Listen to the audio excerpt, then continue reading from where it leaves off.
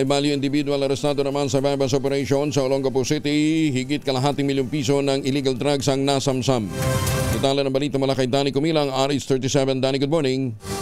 Dalawang high-value individual, HBI, ang naaresto ng Olongapo City Police Office sa isinagawang bypass operation sa Kising 18th Street, Barangay New Kalalaki, Olongapo City, dakong 5:35 ng hapon.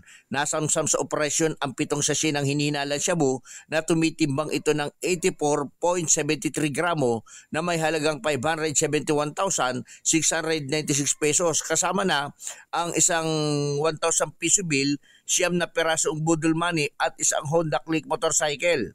Matapos ang transaksyon, dito na naaresto ang mga sospek. Ayon sa Olongapo City Police Office, ang naturang operasyon ay bahagi ng pinaigting na kampanya ng PNP laban sa illegal na droga upang masiguro ang kaligtasan ng komunidad. Danny Kumilang, RH37, DCRH, una sa Pilipinas, una sa Pilipino. Maraming salamat, Danny.